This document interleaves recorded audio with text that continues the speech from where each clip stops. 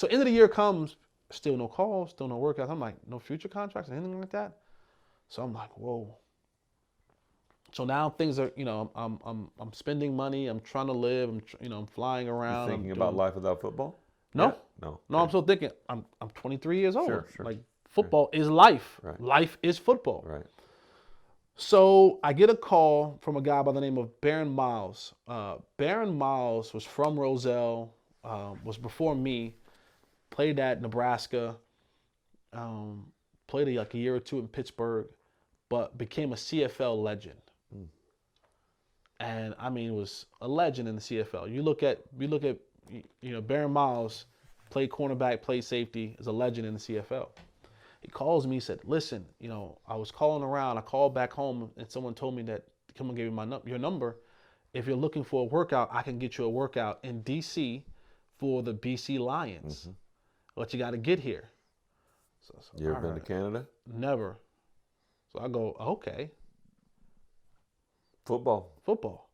Money, it pays me, right? I'm like, now mind you, we're in the height of the recession. We're in 2008, around this time. Boy, do I remember those days. Oof. And so I dominate the workout. They're like, we want to sign you. We want to do a 2-year contract. First year, we're going to pay you $65,000. And then the next year, we'll pay you $80,000. And we'll see where we go from there. To me, I'm thinking, I just need money. Because I'm broke. I'm broke at this point. Gotta say, okay. I'm broke. So I say, cool, let's do it. Never been to Canada. Never played in the CFL before. I go there, and boy, is it different.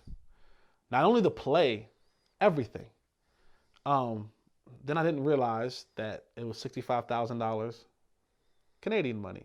And it's also much more expensive there. And I'm on the northern side, the west side of. So I'm in that west coast, the northwest.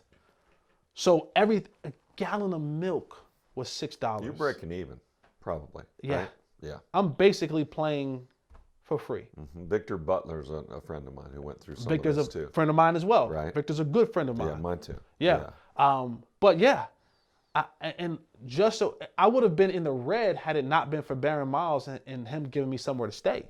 He's like, yo, listen, you can stay here. Don't worry about paying. And it was just like trying to live was just. So I kind of do a couple months there, and then a guy by the name of G. Roy Simon was the man in the BC Lions, but he wanted more money.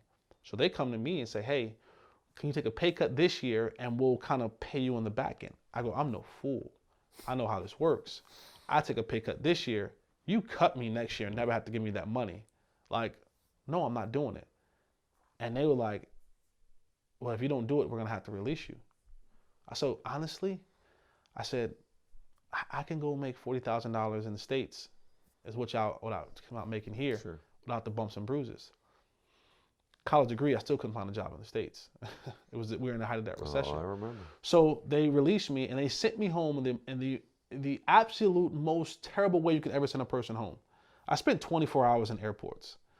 I took a bus from British Columbia to Seattle. They flew me from Seattle to Phoenix, from Phoenix to Chicago, from Chicago back to Raleigh-Durham, North Carolina. I literally spent 24 hours in layovers and just in air. It was the worst. To save $100 on a ticket. I guess they were angry at me. Thanks for watching our video. It's from our podcast, A Cowboy Life, and it's about our friend Jesse Holley. Now, was Canada a place to go and play football and make money? It sounded like it when he initially went. Instead, it turned out to just be another place to go broke. But the rest of the Jesse Holley story from beginning to end in 2 parts at acowboy.life.com gets way better. acowboy.life.com or click on the link below. And if you're already podcast savvy, we're happy about that. We are at all podcast platforms.